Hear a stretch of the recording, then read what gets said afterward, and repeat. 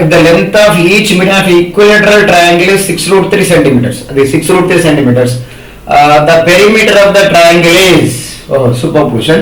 కాకపోతే ఇట్లాంటి క్వశ్చన్స్ ఏంటంటే మనం ఇంకా జామెట్రీ ఫుల్ డీటెయిల్గా చెప్పాను, గుర్తుకుందో లేదో, ఇదంతా మెన్సరేషన్ పార్ట్ కూడా విందాం. ఇప్పుడు ఏంటంటే తను ఏమంటాడంటే the length of the each median of equilateral triangle అంట. The length of each median of equilateral triangle 6 root 3. ఇక్కడ ఈక్విలేటరల్ ట్రయాంగిల్ అంటే మీనింగ్ ఏమా గుర్తుందా?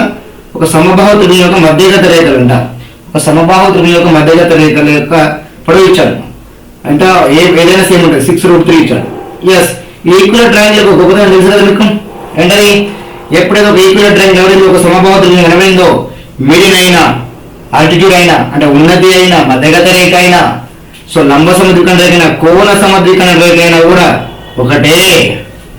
ఒక్క పాయింట్ తెలుసు కాదు మీకు, ఇలా గుర్తుకుంటే స్టోరీగా. ఇది ఎక్కడ పనిచేస్తుంది? కేవలం ఈక్విలేటరల్ ట్రయాంగిల్ యొక్క గొప్పతనం అది. ఏంటని? మీరు మధ్యగత రేఖ అంటే ఈ భుజం ఉంది కదా, దీన్ని 2 సమభాగాలు చేసిన లేదా దాన్ని లంబంగా ఖండించిన అంటే లంబ సముద్రికం రేఖ అవుతుంది, మధ్యగత రేఖ అవుతుంది, కోణ సముద్రికం రేఖ కూడా అవుతుంది. రైట్? అంటే మీకు జామెట్రీలో ఆల్రెడీ చెప్పాను, గుర్తుందా? ఆర్థో సెంటర్, సర్కమ్ సెంటర్ అన్ని కలిపి ఒక దగ్గరకు వస్తాయని చెప్పేసి. అంటే మధ్యగత రేఖలైనా, పర్పెండిక్యులర్ లైన్స్ అయినా, అంటే లంబ సముద్రికం రేఖలైనా, అంటే ఉన్నతి అంటే లంబ సముద్రికం రేఖలైనా అన్ని అయినా ఇక్కడికి వస్తాయి. అంటే దీనికి స్పెషల్ అది.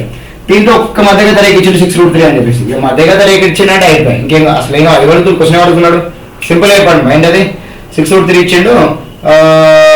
The perimeter of the triangle అంటే చుట్టుకొలత అంటున్నాడు. ఇది ఏ అనుకోండి, ఇది కూడా ఏ నాకేం కావాలి? సింపుల్ అయిపోయింది 3. ఇప్పుడు లెవెల్ ఆఫ్ పర్సెప్షన్ మనకు కావాలి.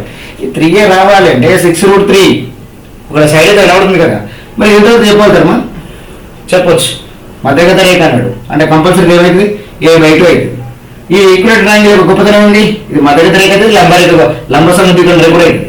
మరి దానివల్ల మనకి రిజల్ట్ ఒక్కసారి ఫోకస్ చేయండి. ఇది ఏ, ఈ చిన్న పార్ట్ A/2, ఈ 6 root 3 నాకు టక్కున పైథాగరస్ మైండ్లోకి వస్తుంది. ఎందుకు వస్తాడంటే ఎక్కడ రైట్ యాంగిల్ ట్రయాంగిల్ ఉంటే అక్కడ పైథాగరస్ వాడాల్సిందే కదా మనం. ఎస్, ఇప్పుడు చెప్పండి మా, ఇది కర్ణోయిడ్, ఈ త్రిభుజం తీసుకున్నాం ఒకటి, ఒక్క త్రిభుజం తీసుకోండి. కమాన్, A² ఈజ్ ఈక్వల్ టు ఈ చిన్న ముక్క A/2 whole square plus 6 root 3 whole square. Simple concept. ఈ లెవెల్ ఆఫ్ పర్సెప్షన్ అయిపోయింది మరి. లాజికల్గా ఏ వచ్చేసినట్టు ఇంకా అంటే A²/4 కదా, A²/4 తీసుకున్నామా? A² minus A²/4 is equal to 6 root 3 అంటే 36 into 3. రైట్? 6² కి root 3 హోల్ స్క్వేర్ ఇక్కడ అయితే కదా, పెద్ద బుధగడు చూడకండి. 3A². కమాన్, ఇక ఆన్సర్ ఏం చెప్పండి? 4 into A² minus A², 3A². 3A²/4 is equal to 36 into 3. 36 into 3. ఈ 3 కి 3 గెట్ క్యాన్సిల్, 4 అంటే మల్టిప్లై చేయండి. A² is equal ఏం చెప్తాం మనం? 36 into 4 అంటాం అంతే. ఏ ఈక్వల్ ఏమా? ఒక 12 ఒక 2 వస్తుంది అంటే 24 ఆన్సర్ అయిపోయింది.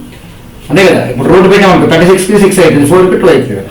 మనం ఎప్పుడైనా చాలా మంది మిస్టేక్ ఏంటంటే ఈ రెండింటి మల్టిప్లై చేస్తాం, 36 into 3 రాసుకుంటాం. వాళ్ళు లేదు, ఎప్పుడైనా స్ప్లిట్ చేసుకుని చిన్న చిన్న నెంబర్లు అవ్వాలి అంటే ప్రోడక్ట్ ఆఫ్ 2 డిఫరెంట్ నెంబర్స్ రాసుకున్నాం అనుకోండి, ఇక్కడ A² ఇంత రూట్ పెట్టినప్పుడు కట్ అయిపోవాలి కదా, ఆ లెవెల్ మనకు అర్థం అవ్వాలి. రైట్? ఐ హోప్ అర్థమైంది అనుకుంటా. ఇది క్వశ్చన్ నెంబర్. ఓకే, నెక్స్ట్ క్వశ్చన్కి వెళ్దాం. అంటే ఈ క్వశ్చన్ అయితే అర్థమైంది కదా క్లియర్గా? చెప్పండి ఒకసారి. ఈక్విలేటరల్ ట్రయాంగిల్ గొప్పతనం ఏంటమ్మా? సమద్విబాహు యొక్క గొప్పతనం ఏంటి? అన్ని రేఖలు ఒకే దగ్గర ఉంటాయి, సేమ్ ఉంటాయి. మధ్యగత రేఖ అయినా, లంబ సముద్రికం రేఖ అయినా, ఇంకోటి ఏంటి కోణ సముద్రికం రేఖ అయినా అన్ని సేమ్ ఉంటాయి.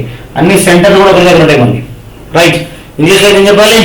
మీడియన్స్ కానీ, పర్పెండిక్యులర్ బైసెక్టార్స్ కానీ, ఆల్టిట్యూడ్ కానీ, యాంగిల్ బైసెక్టార్ కానీ ఒకటే. ఏ త్రిభుజం ఇట్లాంటివి ఉండవు. రైట్? ఇంకా నెక్స్ట్ క్వశ్చన్కి వెళ్దాం.